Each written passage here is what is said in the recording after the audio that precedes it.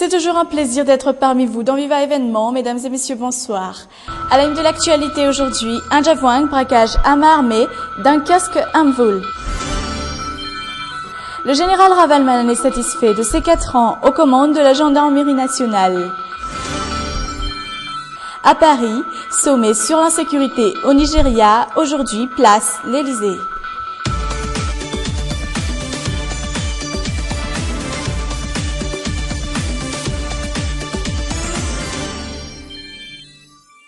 Un casque Amvoul a été attaqué ce matin par des bandits à main armée à Javouang.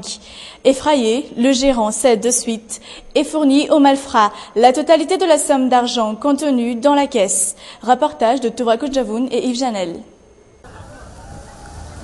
Le braquage s'est déroulé à 8 h du matin. Le gérant de ce kiosque n'a rien vu venir. Arrivé sur les lieux en moto, il est accueilli par des armes pointées sur lui. Tout de suite, les bandits le forcent à entrer à l'intérieur et à leur donner de l'argent. Le gérant de ce kiosque est arrivé ici en moto et les bandits se sont tout de suite emparés du butin sur lui. Le kiosque était déjà ouvert au moment du braquage, mais il n'y avait que la femme de ménage à l'intérieur. Et lorsque la moto arrive, ils l'ont tout de suite forcé à entrer à l'intérieur. Ils étaient 2 à le menacer avec des armes. Ils lui ont dit de leur donner tout de suite l'argent en proférant des insultes. Les bandits quittent ensuite les lieux et prennent les ruelles du côté de l'arrêt de bus devant Roots. Ils ont pris la fuite discrètement. Ils ont pris ces ruelles. Ils étaient 2, mais il y avait 3 armes dans leurs mains. Et lorsqu'ils sont arrivés au milieu de cette ruelle, ils ont pris soin de cacher les armes sous leurs vêtements. Personne n'a osé les poursuivre, car ils étaient bien armés. D'ailleurs, aucune alerte n'a été lancée. De nombreux témoins affirment avoir retenu les vêtements qu'ils portaient ainsi que leur visage. Ces bandits auraient opéré à visage découvert et auraient porté des blousons en cuir. À l'université d'Antananarive, la Croix exclut du comité de partage des nouveaux logements les représentants des étudiants. Mécontents, ces derniers ont manifesté leur colère aujourd'hui en posant des barrages aux portes d'Ankats 2. Les détails avec Toura Koudjavoun et Yves Janel. Les 17 présidents des associations des étudiants d'Ankats issus des 22 régions ont décidé d'ériger ce barrage pour empêcher les voitures de pénétrer dans l'université. Ils ont fait une déclaration dans le but d'interpeller les responsables à accélérer la répartition des nouvelles cités universitaires d'Ankats. Ils affirment avoir une responsabilité dans l'octroi des cités universitaires et ne veulent en aucun cas être écartés du processus. En effet, des réunions auraient déjà eu lieu, mais ces présidents d'associations n'y étaient pas conviés, d'où ces protestations. Selon l'un de ces présidents des associations des étudiants des 22 régions, seules quelques personnes ont été consultées par les responsables, entre autres les associations pédagogiques et les présidents des blocs universitaires.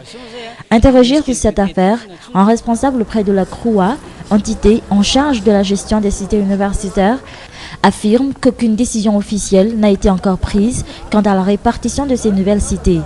Mais une commission spéciale sera mise en place en temps voulu pour gérer la distribution de ces nouveaux locaux. Le président de la République a déclaré tout récemment son intention de prendre en main les problèmes des universités, mais pour l'instant, le désordre règne toujours dans les cités universitaires, comme ici à Ankats 2, où la moindre étincelle pourrait causer des violences estudiantines.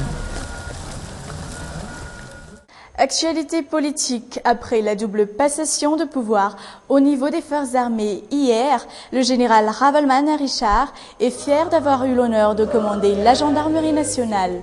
Aujourd'hui, dans l'attente d'un nouveau poste au niveau des forces armées, il s'estime heureux d'avoir surmonté d'innombrables épreuves jusqu'ici. Parmi elles, les diverses menaces à son instar, dont la grenade à son domicile à Njavouang, ainsi que le corps d'un enfant retrouvé devant une résidence lui appartenant à Ankatlalan. Secteur du tourisme à Madagascar, les métiers du tourisme à Madagascar s'en vont vers un meilleur développement des compétences. Objectif, atteindre les 1 million de venues touristiques d'ici 2015. Reportage sur les images de Nzar Njiansou.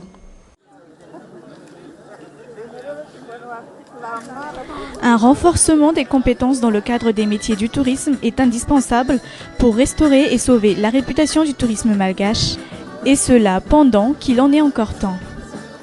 Ça a débuté par la mise en place de la direction de la formation métier du tourisme dans le cadre d'un programme du ministère portant sur la professionnalisation du secteur avec comme objectif l'amélioration de la qualité de service et l'amélioration de la performance du personnel du secteur. Pour ce faire, une stratégie au niveau national a été programmée par les principaux acteurs œuvrant dans le secteur du tourisme. Une stratégie qui sera appliquée avec l'aide et du PIC et de l'Union européenne, puis de l'AFD, pour l'apport d'un financement adéquat. Nous avons déjà le financement du PIC pour l'élaboration de cette stratégie déjà, et on a eu également l'appui du PIC pour la réalisation. Il a toujours été à nos côtés pour la réalisation des activités du comité technique. Nous avons également maintenant l'appui de l'Agence française de développement pour la réalisation également de certaines actions qui commenceront d'ici fin juin. Nous avons également l'appui de l'Union européenne qui va appuyer le projet pour tout ce qui va venir pour la suite. Une stratégie qui, rappelons, se basera surtout sur le développement du savoir-faire de tout acteur concerné par le redressement du tourisme malgache, et cela en commençant par la formation des formateurs des centres de formation au métier du tourisme.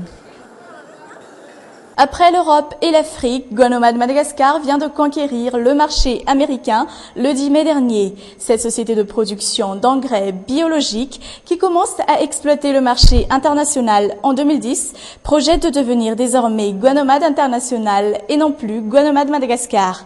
Eric Ratonard, fondateur de Guanomad Madagascar, s'étend sur le sujet en ces mots.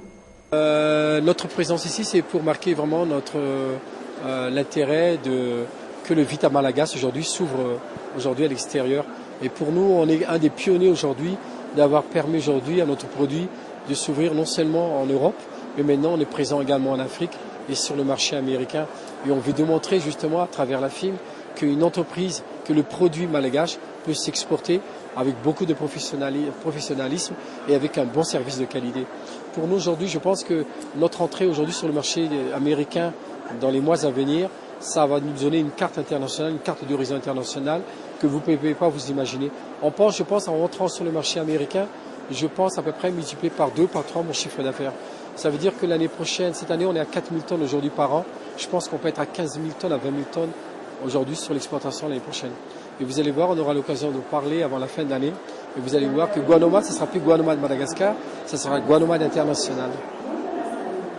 À Paris, palais de l'Élysée, le président français François Hollande, avec 5 chefs d'État africains autour de lui, dont celui du Bénin, de la Centrafrique, du Cameroun, du Tchad, et bien sûr le principal concerné Goodluck Jonathan, le président nigérien, discute de comment stopper Boko Haram, ainsi que de la propagation du terrorisme en Afrique de l'Ouest, sans oublier la recherche des 223 lycéennes nigérianes disparues voilà déjà un mois.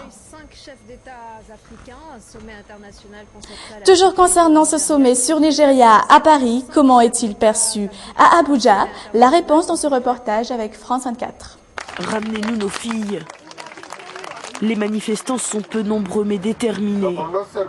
Pour le mouvement Bring Back Our Girls, créé après l'enlèvement des lycéennes de Chibok, la coopération entre le Nigeria et ses voisins est indispensable et doit être au cœur du sommet organisé ce samedi à Paris. Nous pensons qu'une collaboration est indispensable en matière de renseignement, mais aussi pour les forces d'intervention, pour tous les savoir-faire qui sont nécessaires dans une lutte coordonnée au niveau régional. Ici, beaucoup pensent que le Cameroun doit jouer un rôle central en sécurisant notamment sa frontière nord avec le Nigeria. Une frontière très poreuse qui permet aux islamistes de circuler librement. Nous attendons surtout une coopération avec le Cameroun qui dans le passé n'a pas fourni le soutien nécessaire au niveau des frontières de l'État du Borno et du Cameroun. C'est une route que Boko Haram a utilisée systématiquement. C'est dans cette zone que certaines filles auraient d'ailleurs été emmenées. Le président nigérian, lui, est toujours pointé du doigt, accusé de ne pas avoir réagi assez rapidement. Son départ pour le sommet de Paris est lui aussi critiqué.